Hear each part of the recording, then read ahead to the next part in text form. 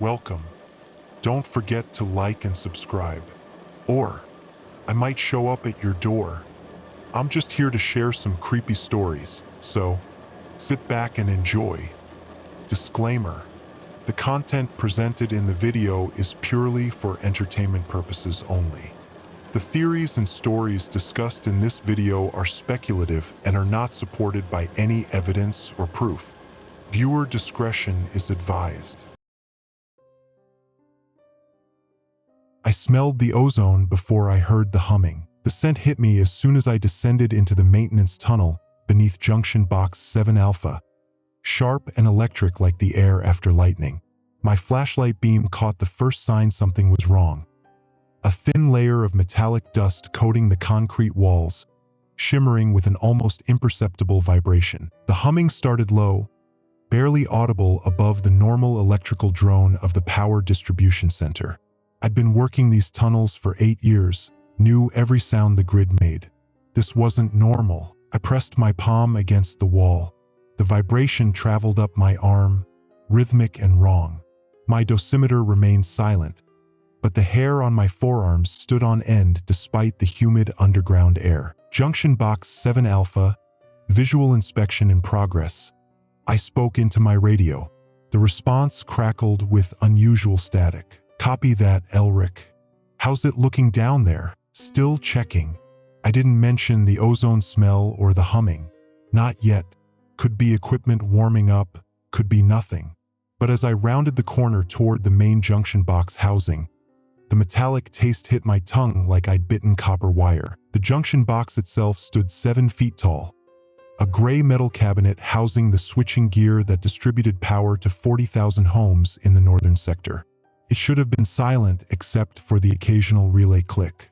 Instead, it hummed with a low-frequency vibration that seemed to resonate in my chest cavity. I approached the maintenance panel and checked my electromagnetic field detector. The readings fluctuated wildly, normal 1 second, dangerously high the next, then back to normal.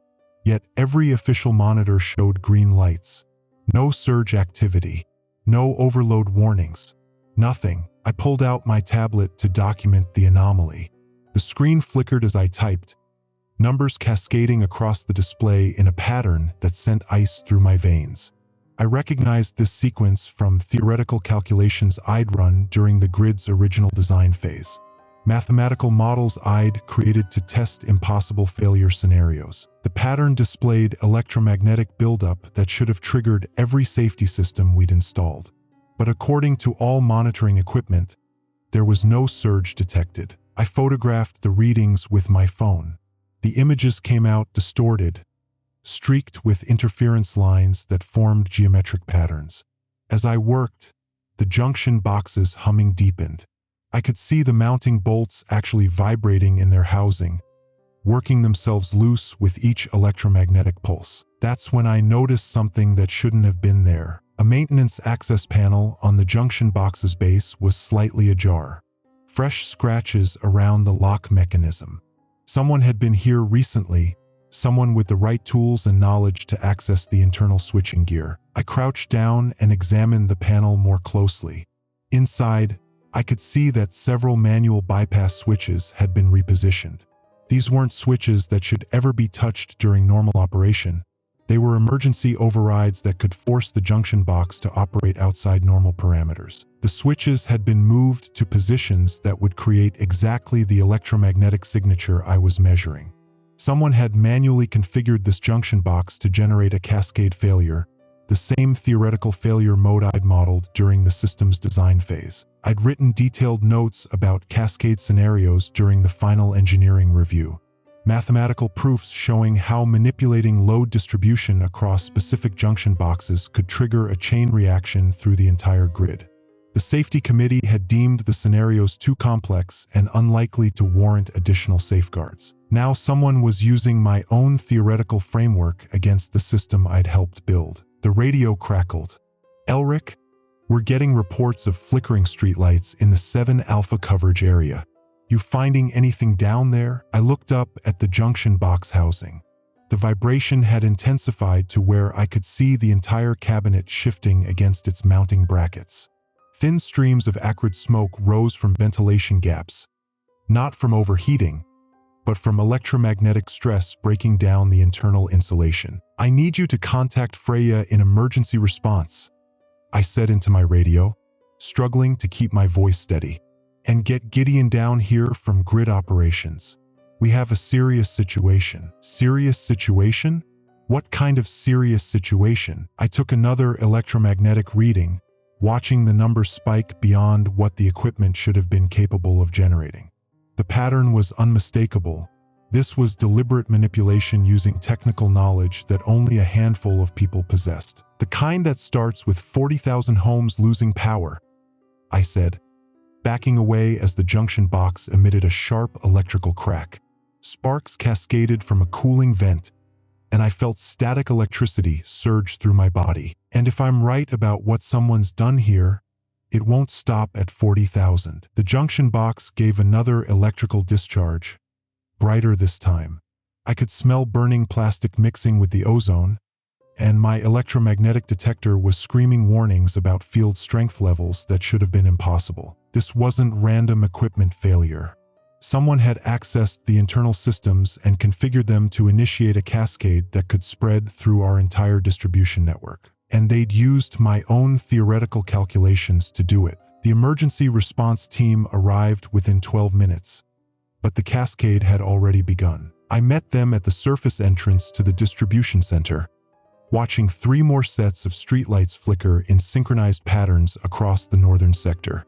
Each pattern matched the electromagnetic pulse I'd measured at Junction Box 7 Alpha, confirmation that my worst fears were materializing. Freya stepped out of the response vehicle first, her emergency coordinator vest reflecting the strobing streetlights. 8 years of crisis management had taught her to read situations quickly, and I could see her cataloging details as she approached. My sweat-stained shirt despite the cool evening air, the way I kept checking my electromagnetic detector, the acrid smell of ozone that clung to my clothes. "How bad?" she asked without preamble. 3 more junction boxes showing the same electromagnetic signature, I said, handing her my tablet with the documented readings. "The cascade pattern is spreading exactly as I modeled it during the original design phase." She studied the data while her team began setting up communication equipment. Behind her, I could see Gideon's vehicle approaching, his headlights cutting through the electromagnetic haze that was starting to distort the air around overhead power lines. "These readings," Freya said, frowning at the tablet. "They're showing massive electromagnetic buildup, but our central monitoring station isn't detecting any surge activity. That's because someone bypassed the detection systems," I explained. "They manually repositioned switches inside the junction boxes to create electromagnetic resonance without triggering safety protocols. The cascade builds up gradually, invisible to our sensors until it reaches critical mass." Gideon joined us as I finished explaining, his weathered face grim with understanding. 23 years managing grid operations had given him an instinct for catastrophic scenarios, and he immediately grasped the implications. "How long do we have?" he asked. I checked my calculations on the tablet. "If the pattern continues at current expansion rate, 12 more junction boxes will be affected within the next 4 hours. After that, the cascade becomes self-sustaining across the entire regional grid." "Evacuation protocols?" Freya was already thinking ahead to civilian safety. "That's our first decision point," Gideon said, his voice carrying the weight of command authority. "We evacuate the affected areas. We lose power to Regional Medical Center and 3 nursing homes. Their backup generators can handle maybe 6 hours of full life support operations." The metallic taste returned to my mouth as electromagnetic interference from the nearest junction box intensified.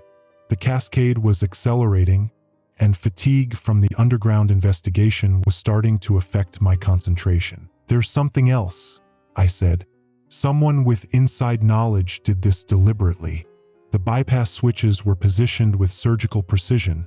Whoever accessed those junction boxes knew exactly which configurations would create cascade resonance." Freya's radio crackled with reports from her field teams. "Base, this is Unit 3. We're getting interference readings at junction box 12 Charlie. Similar electromagnetic patterns, but the sensors aren't picking up anything. Copy that, Unit 3. Document everything and maintain safe distance. I pulled up the grid schematic on my tablet, highlighting the affected areas. The pattern was expanding in a specific sequence, not random equipment failure, but calculated sabotage following the mathematical model I developed years ago. Gideon, I said, do you remember the safety committee meeting where I presented cascade failure scenarios? The theoretical models you said were too unlikely to worry about. His face darkened as memory returned. Those calculations. You said someone would need inside knowledge of our specific grid configuration to trigger something like that, right? And now someone's doing exactly that, using my own mathematical framework. I showed him the expansion pattern on the tablet. Look at the sequence 7 alpha, then 12 Charlie, next will be 4 delta and 18 Bravo. It's following the cascade progression I modeled perfectly. Freya's communication equipment began showing interference patterns. Static lines scrolled across her screens, forming the same geometric shapes I'd seen in my underground photographs. The electromagnetic buildup was starting to affect electronics throughout the facility. We need to make a choice about evacuation, she said, adjusting her equipment to compensate for the interference. Every minute we delay means more people in potential danger zones. That's when my worst fear materialized. My tablet chimed with an automated alert from the grid monitoring system. Junction box 4 Delta was now showing anomalous readings. The cascade had jumped ahead of schedule, accelerating beyond my theoretical timeline. It's moving faster than calculated, I said, feeling sweat break out across my forehead despite the cool air. Something's amplifying the resonance pattern. Gideon's radio squawked. Operations control to mobile command. We're losing contact with monitoring stations in sectors 4 and 18. Equipment showing massive interference but no detectable power surges. Sir, Freya said to Gideon, I need authorization to initiate partial evacuation protocols for the affected areas. We can't wait for this to resolve itself. I watched electromagnetic readings climb on my detector as 3 more streetlights began their synchronized flicker pattern. The cascade was building momentum, each affected junction box adding energy to the resonance that would eventually overwhelm the entire grid. But evacuation meant cutting power to critical medical facilities. People on life support, dialysis patients, premature infants in incubators, they'd all be running on backup power with limited operational time. How many casualties if we evacuate and the medical facilities lose power? Gideon asked. Freya consulted her emergency protocols manual. Worst case scenario, assuming backup systems function normally, maybe 12 to 15 deaths if evacuation extends beyond 8 hours. And if we don't evacuate and the cascade completes? I looked at the grid schematic, calculating the potential energy release while fighting the exhaustion that was making the numbers blur slightly. The electromagnetic pulse from a complete cascade failure could cause fires, equipment explosions, and power surges that jump to backup systems. We could be looking at hundreds of casualties and months without power for the entire region. Gideon stared at the flickering streetlights, watching the electromagnetic patterns spread like infection through the grid infrastructure. Finally, he keyed his radio. Operations control, this is Gideon. Initiate code orange evacuation for sectors 4, 7, 12, and 18. Medical facilities switch to backup power and begin transferring critical patients to facilities outside the affected zone. Copy that, sir. Code orange evacuation authorized. As Freya began coordinating the evacuation, I noticed something that made my stomach clench with new dread. A figure emerged from the maintenance building's rear entrance, someone I hadn't expected to see, someone who shouldn't have been in the facility during an emergency response. Halcyon moved through the shadows with the careful precision of someone familiar with the layout. They'd been inside the facility during the crisis, with access to areas most people couldn't reach. When they approached our command area, I could see electromagnetic interference had affected their appearance too. Their hair was standing slightly on end, and they kept rubbing their fingers together as if feeling static buildup. "I've been monitoring the cascade progression from the internal sensors," Halcyon said without introduction. "The pattern is accelerating beyond normal parameters because someone's actively modifying the configuration as it spreads." Freya looked up from her evacuation coordination. "What do you mean, actively modifying?" "I mean, someone is still in the system, still adjusting junction box settings to amplify the cascade. This isn't a one-time sabotage.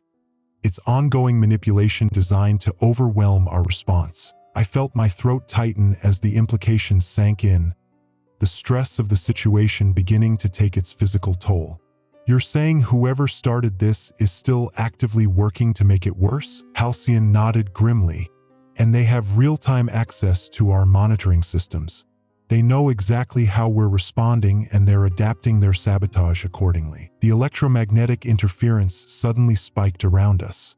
Every electronic device within 50 feet began showing distortion patterns, and I could feel static electricity building in the air until it became difficult to breathe normally. In the distance, I could see the glow from Junction Box 18 Bravo beginning to flicker.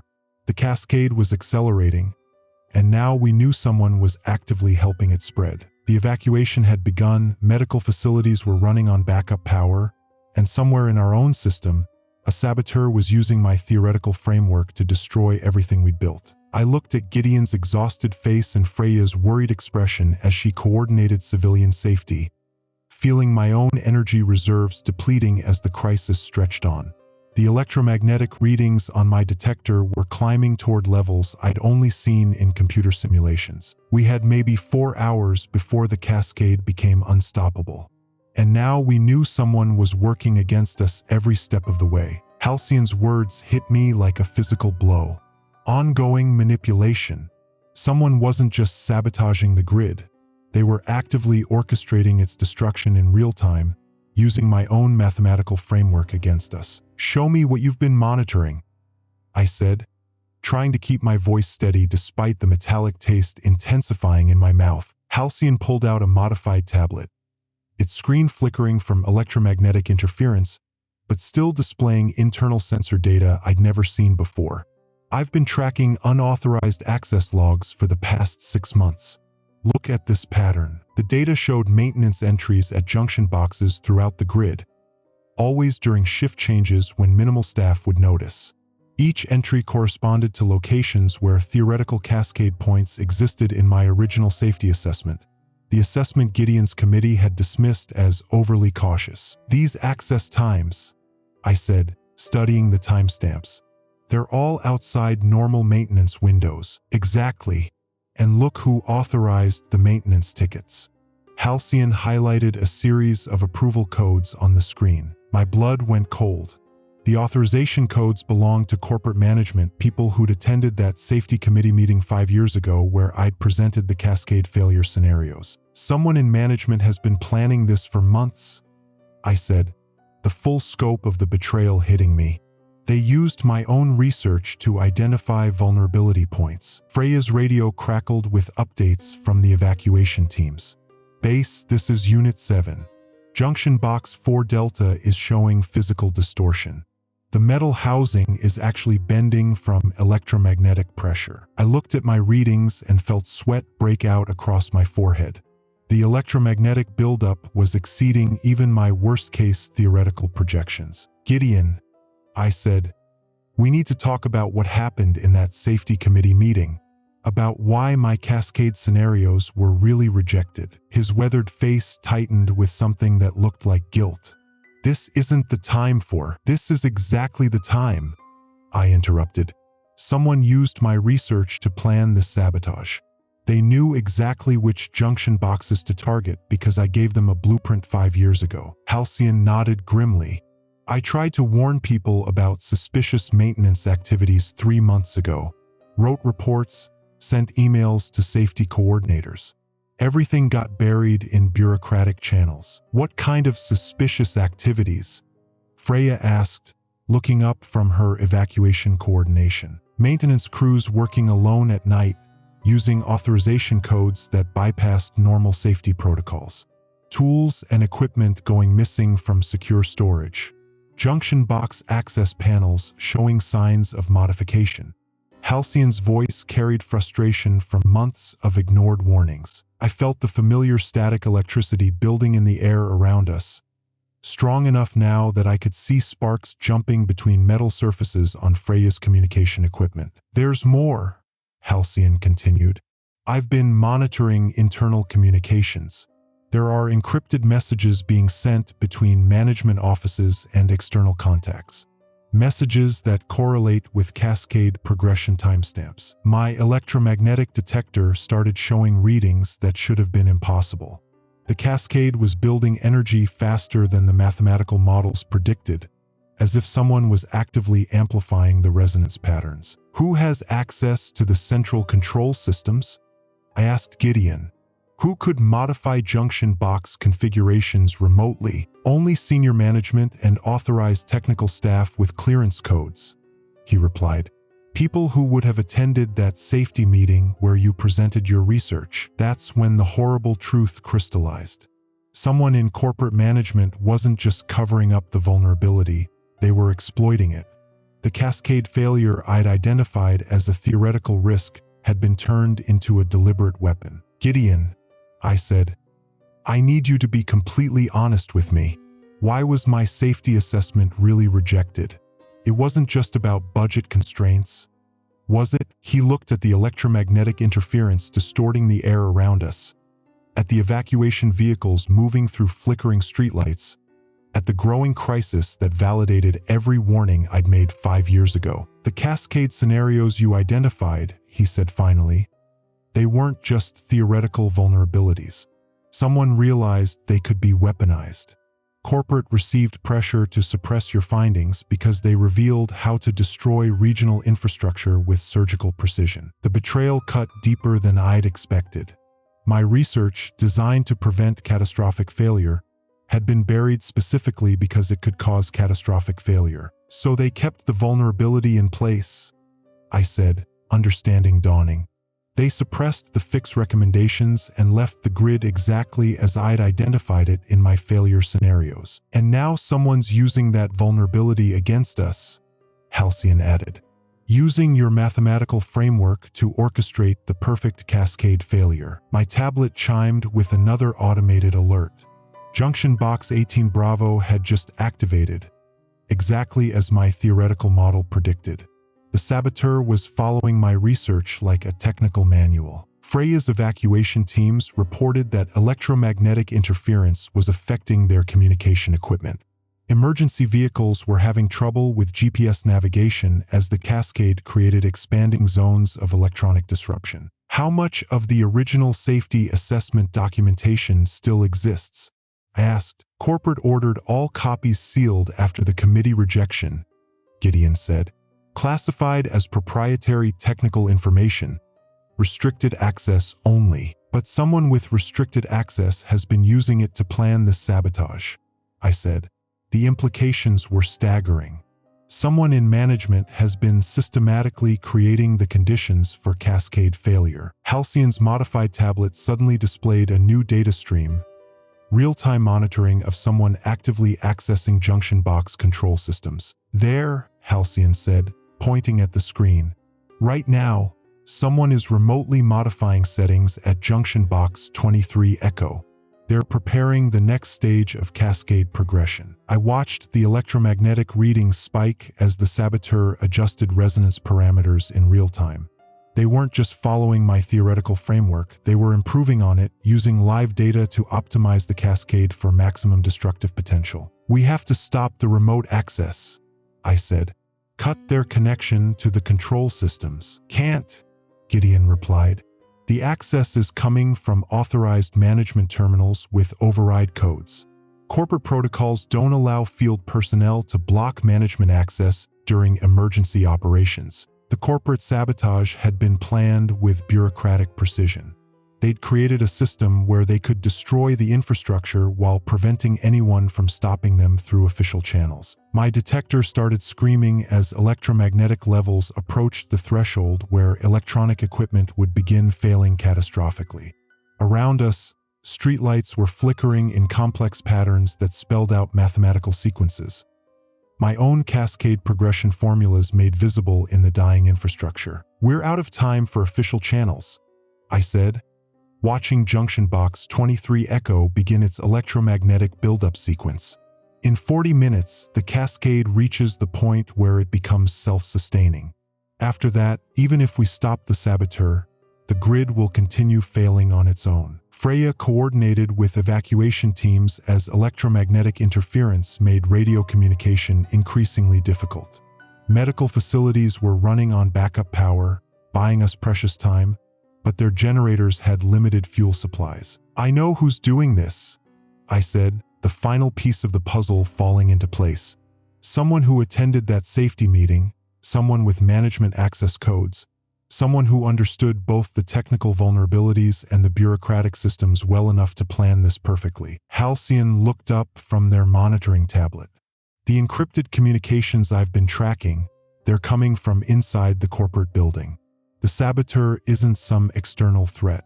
They're in management, probably in the building right now, watching our emergency response and adapting their attack accordingly." I felt determination surge through me despite the electromagnetic chaos building around us. The betrayal was complete. My own research had been turned against the infrastructure I'd tried to protect. But that also meant I understood the cascade pattern better than anyone else, including the saboteur. "They're using my theoretical framework," I said, "but they don't understand its limitations. There's a way to disrupt the cascade pattern, but it requires implementing the experimental circuit breaker system I designed as a failsafe. The experimental system that was never installed because of budget constraints," Gideon said. "The same budget constraints that prevented implementing my safety recommendations," I replied.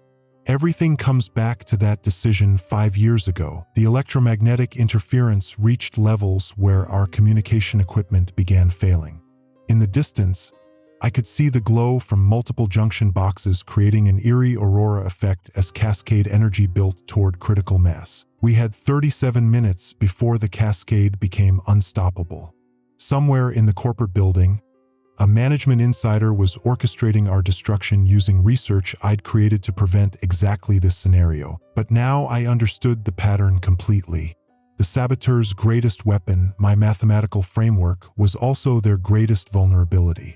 They were following my calculations so precisely that I could predict their next moves and prepare countermeasures. The moral weight of my past choices pressed down like physical pressure. My safety research, rejected and buried, had been turned into a weapon. But that same research might also be our only path to salvation. I looked at Gideon's guilt-ridden face, at Freya coordinating desperate evacuation efforts, at Halcyon's tablet showing the saboteur's real-time attack on our infrastructure. The electromagnetic readings continued climbing toward cascade completion. In 36 minutes, we'd either stop this completely or lose the entire regional grid. It was time to implement solutions that had been deemed too experimental, too risky, too expensive 5 years ago. Because the alternative was watching my theoretical disaster become devastating reality. The cascade reached critical mass at 11:47 p.m. I watched my electromagnetic detector climb past every safety threshold I'd established in my original research. The readings showed something that should have been impossible. 18 junction boxes now emitting synchronized static patterns that created a resonance feedback loop across the entire regional grid. "Hospital backup generators are failing," Freya reported, her voice tight with controlled panic. "St. Mary's Medical Center just lost power to their ICU. We've got patients on life support running on battery backup that won't last more than 40 minutes. My hands shook as I recalibrated my detection equipment. The electromagnetic interference was so intense that metal tools were becoming magnetized just from proximity to the junction boxes. The metallic taste in my mouth had become overwhelming, like chewing on copper wire. "Gideon," I said, "we need to implement emergency shutdown protocols. Now." He looked at me with something approaching desperation. "What emergency shutdown protocols?" "The ones from your safety assessment that corporate buried 5 years ago. Those are the only protocols that address cascade failure scenarios," I replied. Everything else assumes normal operational parameters. Halcyon's modified tablet flickered with interference but still showed the saboteur's real-time access to junction box systems. "They're accelerating the timeline," Halcyon said. "Whoever's doing this just activated junction box 31 Charlie, 2 hours ahead of the predicted cascade schedule." I felt my heart rate spike as I understood the implications. The saboteur wasn't just following my theoretical framework. They were improving it in real time, using live electromagnetic data to optimize the cascade for faster progression. "That's impossible," I said, staring at the readings. "The resonance buildup should take at least 6 hours to reach critical cascade mass. They've compressed it to under 4 hours. How are they doing that?" Freya asked while coordinating with evacuation teams whose radio equipment was beginning to fail from electromagnetic interference. I studied the electromagnetic signatures displayed on Halcyon's tablet, looking for patterns in the accelerated cascade progression. The data showed junction boxes activating in sequences that maximized resonance amplification, modifications to my theoretical framework that I'd never considered. "They're using supplemental electromagnetic sources," I said, the terrible truth becoming clear. "Mobile transmitters positioned near junction boxes to artificially boost the resonance patterns. That's why the cascade is progressing faster than my mathematical models predicted." Gideon's weathered face went pale. "Mobile transmitters would require corporate authorization codes for that kind of electromagnetic broadcasting equipment. This isn't just management insider knowledge. This is coordinated corporate sabotage using restricted technology." My electromagnetic detector started screaming as junction box 31 Charlie began its buildup sequence. Through the control room windows, I could see the aurora effect intensifying as electromagnetic energy created visible distortions in the air around activated junction boxes. "Freya, what's the status on critical facility evacuations?" I asked. "Emergency services are struggling with communication breakdowns," she replied. "Fire department GPS systems are malfunctioning from electromagnetic interference. Ambulance routes to backup medical facilities are compromised because traffic control systems are failing." The scope of the disaster was expanding beyond power grid failure into complete infrastructure breakdown. Every system dependent on electronic communication or GPS navigation was becoming unreliable as the cascade created expanding zones of electromagnetic disruption. "There's something else," Halcyon said, highlighting new data streams on their tablet. "I'm detecting coordinated access attempts to other regional power grids. This cascade failure isn't isolated to our sector. Someone's trying to trigger simultaneous failures across multiple grid systems." My blood went cold. A cascading failure across multiple regional grids would create a domino effect that could collapse power infrastructure across several states. The economic and humanitarian consequences would be catastrophic. "Who has access to multi-regional grid control systems?" I asked Gideon. "Only senior corporate executives with federal infrastructure clearances," he replied. "People who work directly with national security agencies on power grid resilience." That's when I understood the full scope of what we were facing. This wasn't just corporate sabotage. It was coordinated infrastructure terrorism using insider access and classified technical knowledge. "Gideon," I said, "I need to know exactly who attended that safety committee meeting 5 years ago. Everyone who had access to my cascade failure scenarios." His hands trembled as he pulled up personnel records on his tablet, fighting electromagnetic interference that made the screen flicker unpredictably. The safety committee included myself, 3 corporate vice presidents, 2 federal liaison officers, and the regional security coordinator. Which of those people would have authorization codes for mobile electromagnetic broadcasting equipment? I asked. "Any of the federal liaison officers," he said. "Corporate security policy requires federal oversight for equipment that could interfere with emergency services communications." Halcyon's tablet chimed with an urgent alert. "Junction box 37 Foxtrot just activated. We're now at 21 active cascade points. According to your original mathematical framework, cascade completion accelerates exponentially once we reach 25 active points. I looked at my electromagnetic readings and felt despair building like physical pressure in my chest.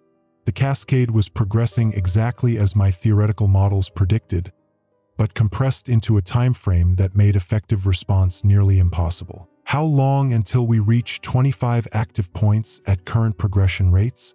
I asked. Halcyon calculated quickly despite the electromagnetic interference affecting their equipment. 17 minutes. Once we hit 25 active cascade points, the electromagnetic resonance becomes self-sustaining. Even if we stop the saboteur's active manipulation, the cascade will continue to completion on its own. 17 minutes to prevent complete regional grid collapse. 17 minutes to save patients on life support, traffic control systems, emergency communications, and the basic infrastructure that kept millions of people alive. The experimental circuit breaker system, I said. The fail-safe protocols from my original safety assessment. We have to implement them now, even though they were never properly tested. Gideon looked at me with something approaching terror. Those protocols require manual access to the central distribution hub. Someone has to physically enter the main junction chamber and reset the primary electromagnetic resonance dampeners. What's the electromagnetic exposure risk in the central junction chamber right now? Freya asked. I checked my detector readings and felt my mouth go dry. Electromagnetic field levels are approaching the threshold where prolonged exposure causes permanent nervous system damage. Anyone entering the chamber would have maybe 10 minutes before electromagnetic interference begins affecting brain function. 10 minutes to reset dampeners across 21 active cascade points, Halcyon said. That's not enough time for normal reset procedures. I understood what that meant. The experimental circuit breaker system wasn't designed for manual implementation under extreme electromagnetic conditions. Whoever entered the central junction chamber would have to improvise solutions using untested procedures while fighting electromagnetic interference that could cause permanent brain damage. There's another problem, Gideon said. The central junction chamber requires two-person authorization for access. Corporate security protocols mandate dual control for any modifications to primary distribution systems. Who has authorization codes for central junction chamber access? I asked, though I was beginning to suspect I already knew the answer. Regional operations managers and federal liaison officers, he replied. The same people who attended that safety committee meeting 5 years ago. The full scope of the corporate betrayal became clear. The saboteur hadn't just buried my safety recommendations. They designed security protocols that prevented anyone from implementing emergency countermeasures without their direct participation. So we can't access the central junction chamber without cooperation from the same management level that's orchestrating this sabotage, I said. Halcyon's tablet displayed another urgent alert. Junction Box 42 Hotel just activated.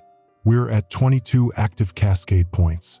3 more activations and cascade completion becomes inevitable. My electromagnetic detector was screaming continuously now as interference reached levels that made electronic equipment unreliable. Through the control room windows, the aurora effect from activated junction boxes created an eerie light show that pulsed in mathematical sequences. My own cascade progression formulas made visible in the dying infrastructure. There has to be another way to access the central junction chamber, I said. Emergency protocols, manual overrides, something that bypasses normal security procedures. Freya looked up from her coordination efforts with evacuation teams. What about the maintenance tunnels Halcyon mentioned? The ones where unauthorized personnel have been accessing junction boxes. The maintenance tunnels connect to the central junction chamber, Gideon confirmed. But they're not designed for emergency access under extreme electromagnetic conditions. The tunnel systems don't have radiation shielding or proper safety equipment. I felt time pressure building like physical weight on my shoulders.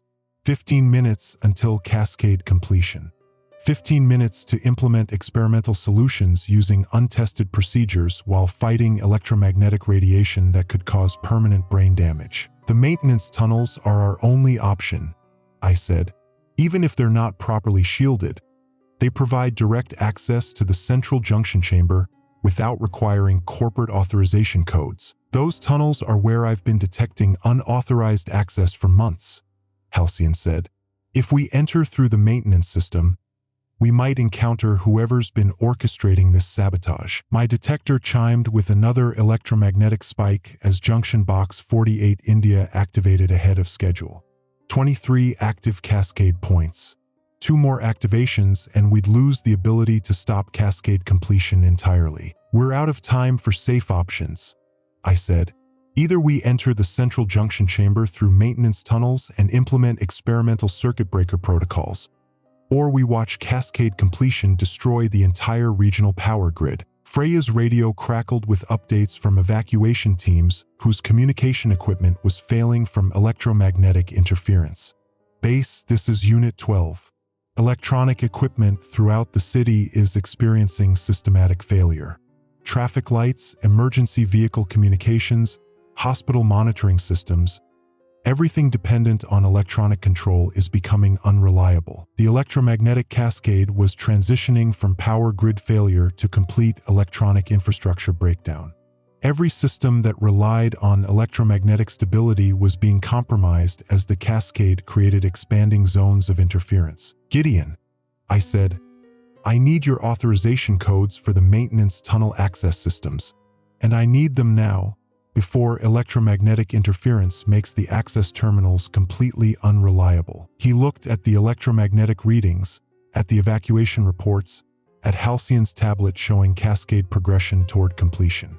The moral weight of 5 years of buried safety warnings and suppressed recommendations was evident in his expression. The authorization codes won't work if the saboteur has been monitoring our access attempts, he said.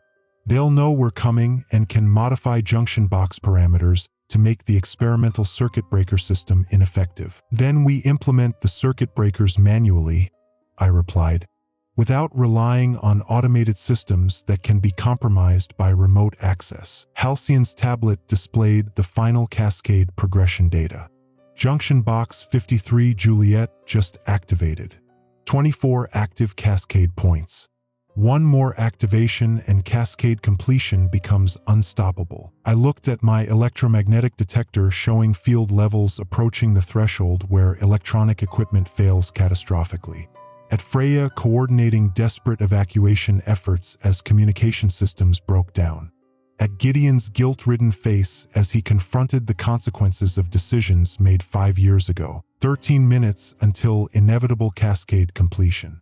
13 minutes to implement untested experimental protocols in an electromagnetically hostile environment while potentially confronting the corporate insider who'd been orchestrating our destruction. We enter the maintenance tunnels, I said. We implement manual circuit breakers using the experimental procedures from my original safety assessment. And we stop this cascade before it destroys everything we've spent our careers protecting. The electromagnetic readings continued climbing toward cascade completion. Junction boxes throughout the region glowed with aurora effects as resonance patterns built toward critical mass. Somewhere in the corporate building, a management insider was watching our emergency response and preparing to activate the final cascade point that would make our destruction inevitable. But they'd made one crucial error. They were so focused on following my theoretical framework that they'd overlooked the experimental countermeasures I'd designed as failsafes. Countermeasures that had been buried along with my safety recommendations but that I still remembered in complete detail. 12 minutes until cascade completion.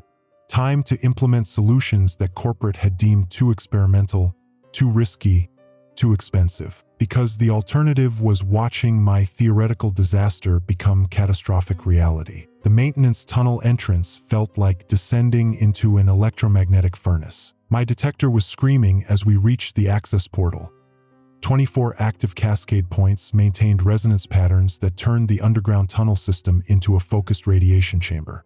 The metallic taste in my mouth had become overwhelming, and I could feel my hair standing on end from static buildup. Electromagnetic field strength is triple safe exposure limits, I told Freya and Halcyon as Gideon input his authorization codes with trembling fingers. We'll have maybe 8 minutes before cognitive impairment begins affecting our ability to implement the circuit breaker procedures. Freya's radio crackled with desperate updates from evacuation teams.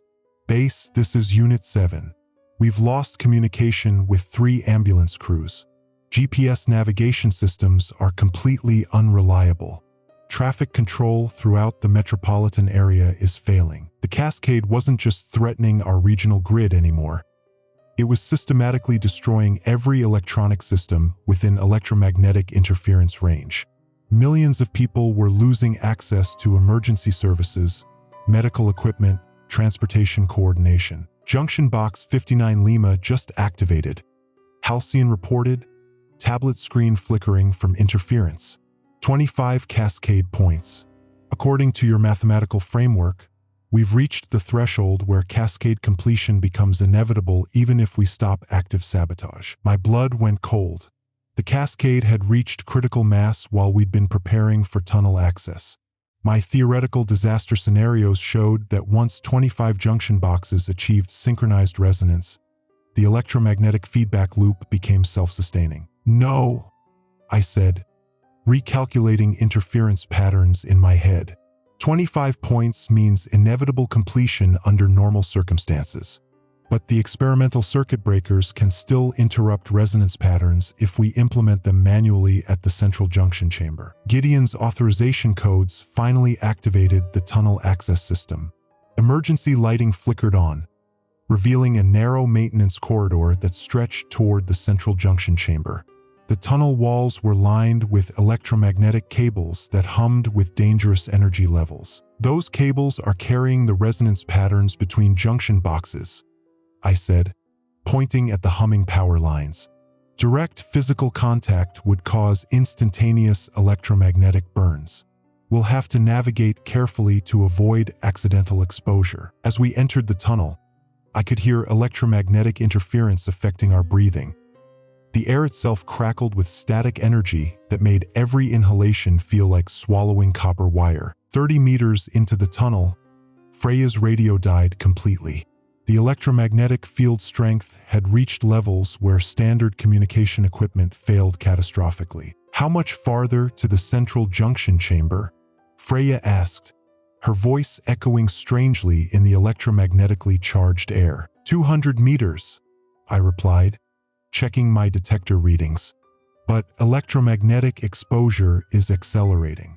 We're already approaching cognitive impairment thresholds. That's when we encountered the first sign of sabotage. A mobile electromagnetic transmitter sat positioned next to the main cable junction, exactly as I'd theorized. The device was broadcasting focused electromagnetic pulses designed to amplify cascade resonance patterns, turning my mathematical framework into an optimized destruction protocol. Corporate equipment, Gideon said, recognizing the device serial numbers. Federal authorization codes would be required to deploy electromagnetic broadcasting equipment in maintenance tunnels. Halcyon's tablet, fighting massive interference, showed active wireless connections from the transmitter. Someone's monitoring this device remotely. They know we're here. As if responding to that observation, the transmitter suddenly increased power output. My electromagnetic detector shrieked as field strength jumped to levels approaching the threshold where electronic nervous systems begin experiencing permanent damage. They're trying to force us back, I said, feeling electromagnetic radiation affecting my coordination as we moved past the transmitter, increasing power output to make tunnel access impossible. But I designed the experimental circuit breaker protocols to function under extreme electromagnetic conditions. The procedures required manual implementation specifically because I'd anticipated that automated systems would be compromised during cascade scenarios. 100 meters from the central junction chamber, we found Freya. She was unconscious next to another mobile transmitter, electromagnetic burns visible on her arms, where she'd accidentally contacted energized cables. Her radio and emergency equipment were completely destroyed by electromagnetic interference. She must have tried to disable the transmitters manually, Gideon said, checking her pulse while avoiding the electromagnetically charged cables surrounding her position. I knelt beside Freya, my detector showing electromagnetic exposure levels that explained her unconsciousness.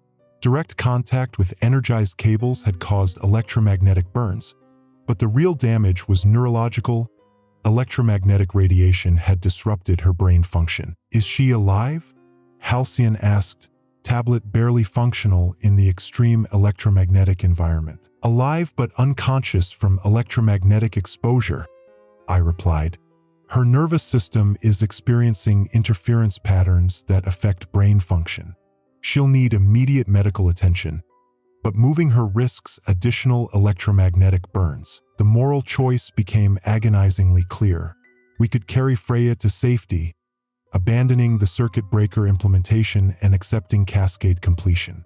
Or we could continue to the central junction chamber, leaving her unconscious in a tunnel filled with electromagnetic radiation that could cause permanent brain damage. "We can't leave her here," Gideon said.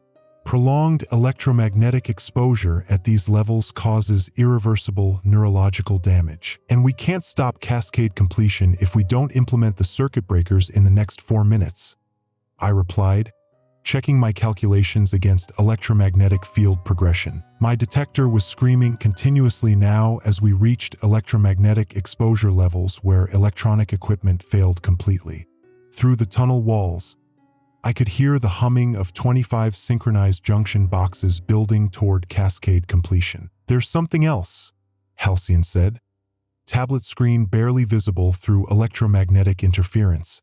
"I'm detecting movement signatures near the central junction chamber. Someone's already there, probably implementing additional sabotage to prevent circuit breaker activation." The corporate insider who'd been orchestrating the cascade wasn't content to let automatic progression complete the destruction. They were actively working to ensure that even experimental countermeasures would fail. Who could still be functioning in electromagnetic fields this intense? I asked. "Someone with specialized radiation protection equipment," Gideon replied. "Corporate executives have access to electromagnetic shielding gear for emergency situations." I looked at Freya, unconscious from electromagnetic exposure, at my detector showing radiation levels approaching the threshold where prolonged exposure causes permanent nervous system damage, at Halcyon's tablet displaying cascade progression toward inevitable completion. 2 minutes until cascade completion became absolutely unstoppable, even with perfect circuit breaker implementation. "Gideon," I said, "you and Halcyon carry Freya back toward the tunnel entrance. Get her to safety and coordinate with emergency medical teams." "What about the circuit breakers?" he asked. "I'm implementing them alone," I replied. The experimental procedures were designed for single-person operation under extreme conditions. I can complete circuit breaker activation faster without having to coordinate multiple people through electromagnetic interference. Halcyon looked at electromagnetic readings that showed field strength approaching lethal levels. "You'll have maybe 3 minutes before electromagnetic exposure causes permanent brain damage. That's not enough time to reset circuit breakers across 25 cascade points. It's enough time if I use emergency override protocols," I said, recalling the most dangerous procedures from my original safety assessment. "Manual electromagnetic resonance interruption using direct contact with primary distribution systems." Gideon's face went pale. Direct contact with primary distribution systems under these electromagnetic conditions would cause instantaneous cardiac arrest. "Not instantaneous," I corrected. "I'd have approximately 90 seconds of contact time before electromagnetic exposure stopped my heart. Enough time to implement circuit breakers manually across all cascade points." The full cost of stopping the cascade became clear. Manual circuit breaker implementation required direct electromagnetic contact that would kill me, but would interrupt resonance patterns and prevent cascade completion. "There has to be another way," Freya said weakly, regaining consciousness despite her electromagnetic exposure injuries. "Not with 90 seconds until inevitable cascade completion," I replied. The experimental override protocols were always designed as last resort measures. I just never expected to have to implement them personally. My electromagnetic detector was beyond its maximum measurement range now, simply displaying error messages as it tried to quantify radiation levels that exceeded its design parameters. Through the tunnel walls, the humming of synchronized junction boxes was building to a crescendo that I could feel in my bones. "Elric," Gideon said. If you implement emergency override protocols and stop cascade completion, how many people will be saved? I calculated quickly despite electromagnetic interference affecting my cognitive function. Regional grid serves approximately 2.3 million people. Complete cascade failure would eliminate power to hospitals, emergency services, transportation systems, communications infrastructure. Casualty estimates range from thousands to tens of thousands, depending on duration of power loss. And if the cascade spreads to other regional grids as planned? Halcyon asked. Cascading failure across multiple regions could affect 15 to 20 million people, I replied. Economic damage in the hundreds of billions. Infrastructure recovery time measured in months or years. 60 seconds until cascade completion. 60 seconds to decide between certain personal death and potential civilization-level disaster. I looked at Freya, injured but alive, surrounded by friends who cared about her survival. At Gideon, guilt-ridden but committed to fixing past mistakes. At Halcyon, vindicated in their warnings but horrified at being proven right. Get Freya to medical attention, I said, beginning to move toward the central junction chamber. Contact federal authorities about the corporate sabotage. Make sure whoever orchestrated this cascade faces consequences for their actions. Elric, wait, Freya called weakly. There might be another solution. What if we implement partial circuit breakers? Interrupt some cascade points but not others. Partial interruption won't work, I replied.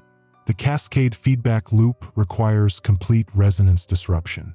Anything less than full circuit breaker activation just delays completion by a few minutes. Through electromagnetic interference so intense that it felt like swimming through electrified honey, I reached the entrance to the central junction chamber. The heavy steel door stood open, revealing electromagnetic light patterns that pulsed with mathematical precision.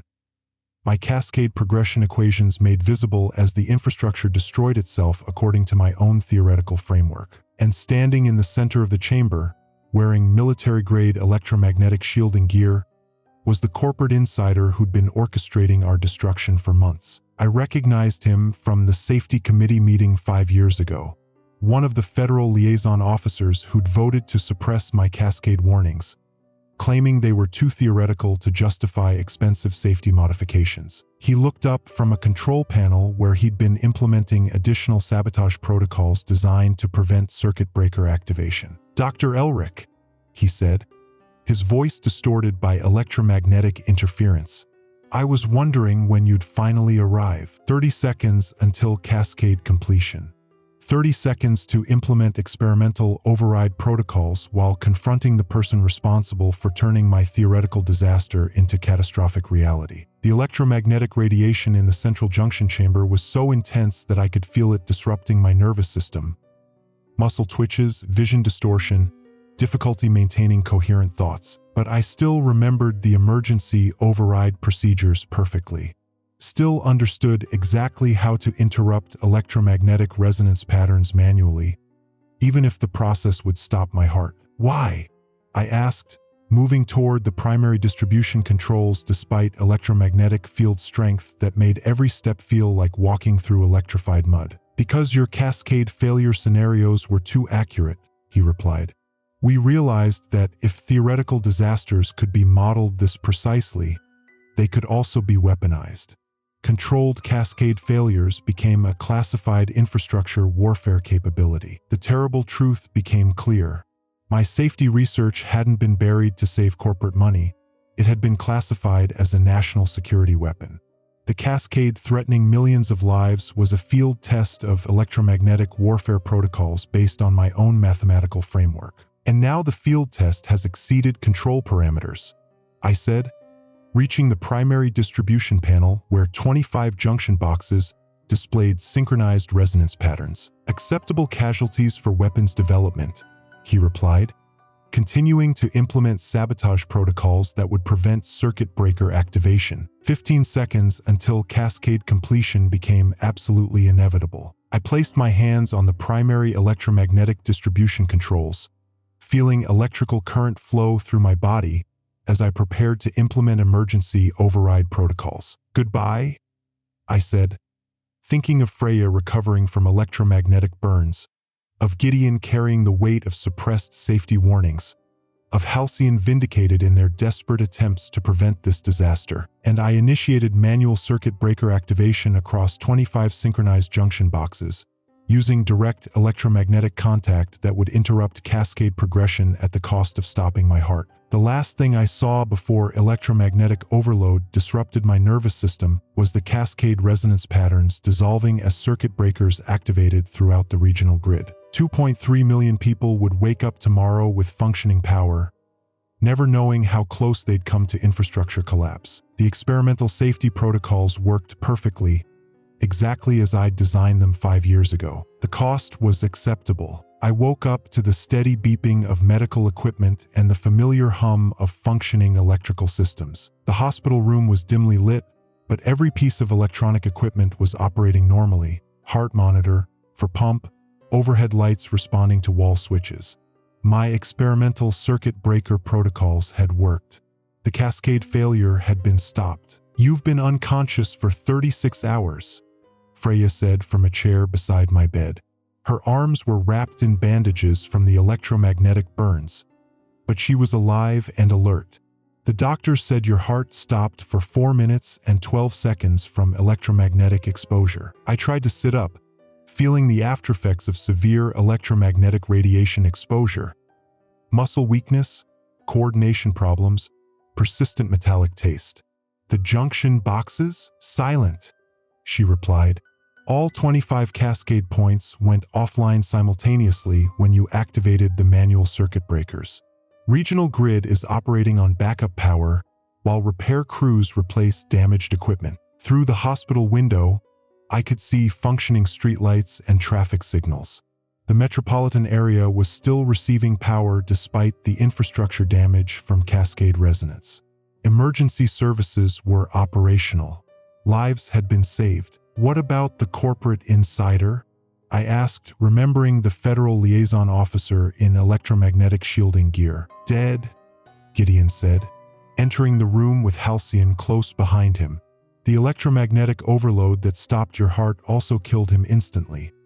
His shielding equipment failed when you initiated manual override protocols." Halcyon carried a tablet displaying electromagnetic field readings from the past 48 hours. The circuit breaker activation created a feedback pulse that disrupted all electronic equipment within the central junction chamber. His control systems failed, and he was exposed to lethal radiation levels. I studied the electromagnetic data, recognizing the signature patterns from my original safety research. The manual override protocols had functioned exactly as designed, interrupting cascade resonance while creating an electromagnetic pulse that disabled sabotage equipment. "Were you able to trace the corporate conspiracy?" I asked. Gideon's expression darkened. "Federal investigation is ongoing, but initial evidence suggests the cascade field test was authorized at very high levels. Your safety research was classified as weapons development without your knowledge." The terrible implications became clear. My mathematical framework for preventing electromagnetic disasters had been weaponized into a tool for causing them. Theoretical safety measures had become classified infrastructure warfare capabilities. "How many people knew about the weapons program?" I asked. "Unknown," Halcyon replied. "But classified documents recovered from the saboteur's equipment suggest similar cascade field tests are planned for other regional grids. Your research has been used to create systematic infrastructure vulnerabilities." I felt a surge of anger despite my physical weakness from electromagnetic exposure. Years of my work developing safety protocols had been perverted into weapons that threaten millions of lives. "What's the current status of federal prosecution?" I asked. "Complicated," Gideon said. "The people responsible for weaponizing your research are claiming national security immunity.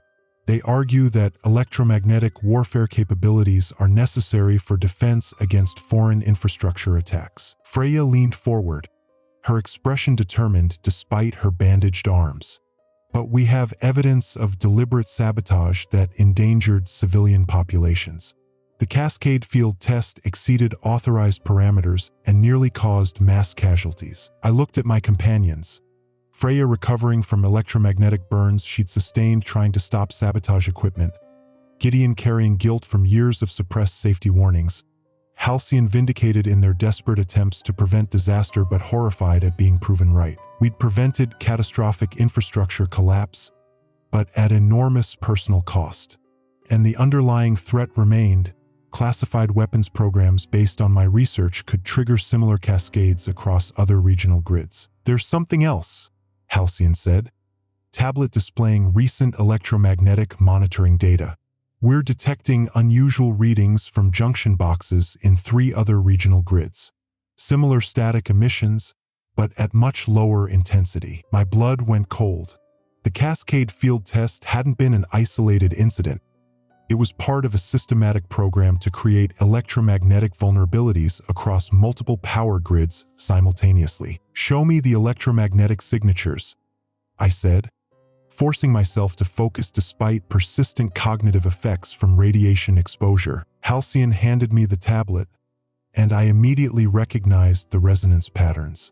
Early-stage cascade development, carefully controlled to avoid detection by standard monitoring systems. They're implementing cascade preparation across multiple grids simultaneously, I realized, creating electromagnetic vulnerabilities that could be triggered remotely during a coordinated attack. The scope of the conspiracy was far larger than we'd understood.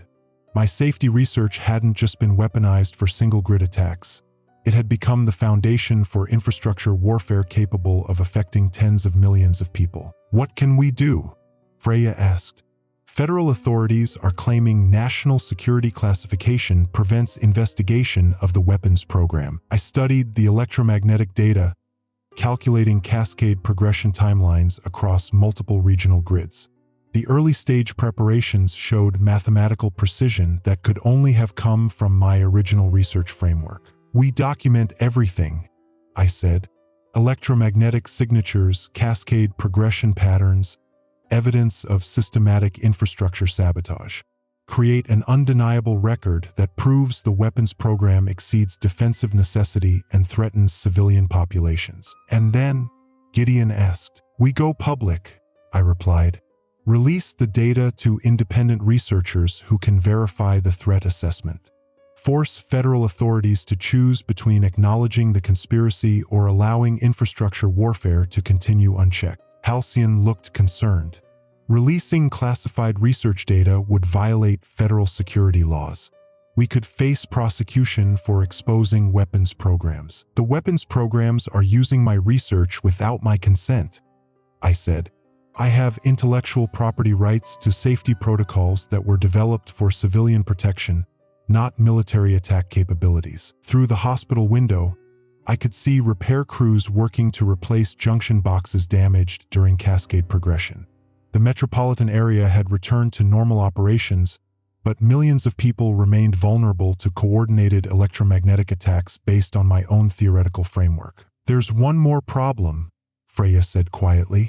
The electromagnetic exposure you experienced during manual override implementation has caused permanent neurological damage. Doctors say your cognitive function will be impaired for months, possibly years. I felt the truth of her words, persistent memory problems, difficulty with complex calculations, coordination issues that made precise technical work nearly impossible. The cost of stopping the cascade had been my ability to develop countermeasures against future electromagnetic warfare. Then you'll have to continue the work, I said to my companions. Use the electromagnetic data we've collected to develop detection systems for early-stage cascade preparation. Create countermeasures that can interrupt weapons programs before they threaten civilian populations. We're not engineers, Gideon protested. We don't have the technical background to develop electromagnetic warfare countermeasures. You have the most important qualification, I replied. You understand the human cost of infrastructure warfare. You know that theoretical weapons become real disasters that kill real people. Over the following days, as I recovered from electromagnetic exposure injuries, we developed a systematic plan to expose and counter the classified weapons program. Halcyon would monitor electromagnetic signatures across regional grids, using their system's analysis background to detect early-stage cascade preparation. Freya would coordinate with emergency response agencies, ensuring that evacuation and medical protocols could handle electromagnetic warfare scenarios. Gideon would work with federal investigators who weren't part of the weapons program, providing evidence of systematic infrastructure sabotage that exceeded defensive necessity. And I would document the complete mathematical framework behind electromagnetic cascade failures, creating an open-source reference that could be used by civilian researchers to develop countermeasures. What about personal consequences? Freya asked. Exposing classified weapons programs will end our careers and possibly result in federal prosecution. I looked at my companions, each bearing physical and emotional scars from preventing catastrophic infrastructure collapse. We'd paid enormous personal costs to save millions of lives, and the underlying threat remained unaddressed. The consequences of staying silent are worse, I replied. If we allow electromagnetic warfare capabilities to be deployed against civilian populations, we become complicit in mass casualties. 6 months later, our documentation of the electromagnetic weapons program was published simultaneously by research institutions across multiple countries, making federal suppression impossible. The international outcry forced congressional investigation of classified infrastructure warfare programs. Federal authorities were compelled to acknowledge systematic violations of civilian protection protocols. Criminal prosecutions followed, though many responsible parties claimed national security immunity. The weapons program was officially terminated, but classified research continued under different designations. Most importantly, our electromagnetic monitoring data enabled civilian researchers to develop countermeasures against infrastructure warfare. Early-stage cascade detection became standard practice for power grid operators worldwide. The cost had been enormous: my permanent cognitive impairment from electromagnetic exposure, Freya's ongoing health problems from radiation burns, Gideon's career destruction for exposing classified programs, Halcyon's federal prosecution for releasing weapons research data. But 2.3 million people in our regional grid continued to receive reliable power service. Emergency systems functioned normally. Hospitals maintained life support capabilities. Transportation and communication networks operated without electromagnetic interference. And across multiple regional grids, early-stage cascade preparations were detected and interrupted before they could threaten civilian populations. Standing in my apartment 1 year later, looking at functioning streetlights and traffic signals that represented lives saved through enormous personal sacrifice, I understood the true meaning of hard-won success. We had prevented infrastructure warfare from becoming an accepted tool of national policy. We had forced federal authorities to choose civilian protection over weapons development. We had created international awareness of electromagnetic warfare threats that protected millions of people worldwide. The victory had cost us everything: careers, health, legal immunity, financial security. But the alternative had been accepting systematic infrastructure warfare that could kill tens of millions of people through coordinated electromagnetic attacks. I touched the electromagnetic detector on my desk, its readings showing normal field strength throughout the metropolitan area. No static emissions from junction boxes. No cascade resonance patterns building toward catastrophic failure. The experimental safety protocols had worked perfectly. The infrastructure was secure.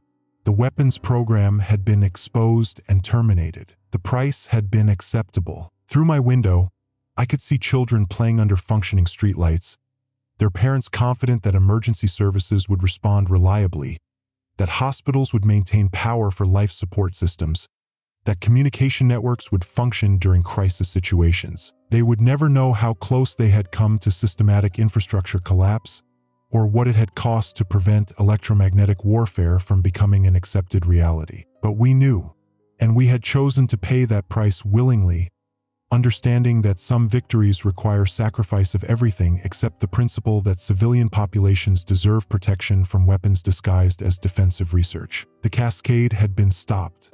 The conspiracy had been exposed. The infrastructure was secure. The resolution was complete.